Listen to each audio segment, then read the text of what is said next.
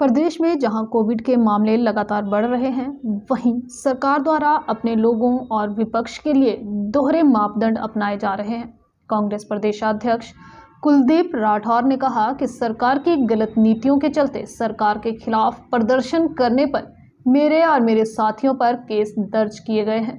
राठौर ने कहा कि पीएम सुरक्षा मामले में राजनीति की जा रही है, जबकि उन्हें जो जानकारी मिली है कि पंजाब में पीएम की जनसभाओं में लोग नहीं जुड़ रहे हैं, जिसके चलते यह सब किया जा रहा है।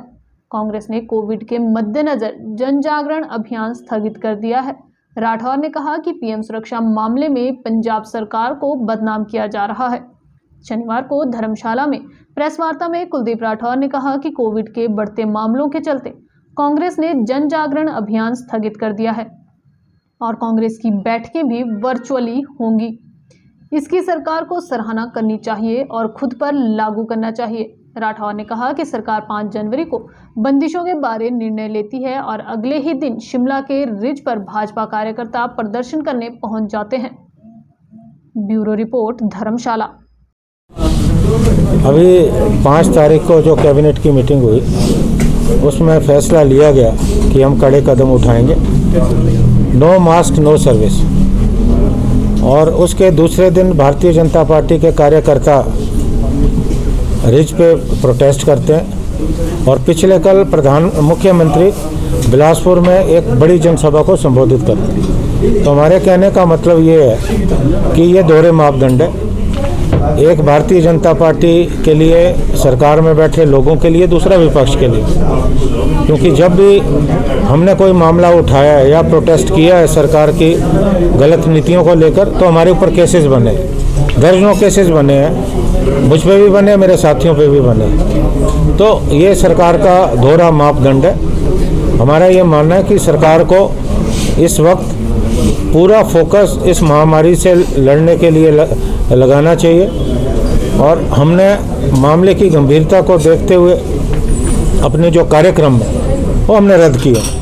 अब जैसे 10 तारीख को मेरा इंदौर में जन जागरण का कार्यक्रम था, जब तक स्थिति स्पष्ट नहीं होती तब तक हम जो है बड़ी सभाओं से बचेंगे और जो हमारी बैठकें हैं उन बैठकों का आयोजन हम वर्चुअल माध्यम से करेंगे।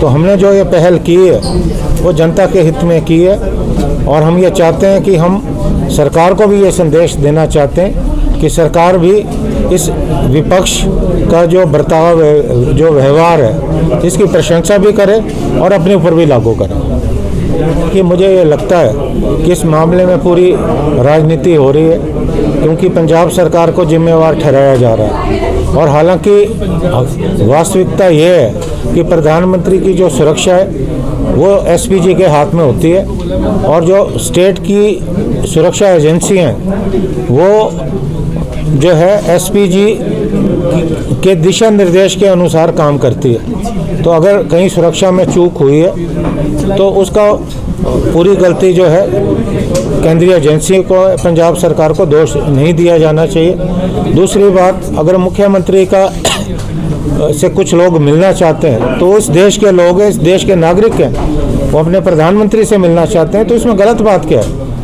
प्रधानमंत्री जी उनके प्रतिनिधि को बुलाकर बात कर सकते थे और ये कोई पहली बार नहीं हुआ है। इससे पूर्व भी जो देश के प्रधानमंत्री रहे हैं, कई जगह पे लोगों ने उनके काफिलों को रोका है और अपनी बात उन तक पहुंचाने का प्रयास किया। तो इस पूरे मामले को हम एक राजनीतिक दृष्टिकोण की दृष्टि से देख रहे हैं।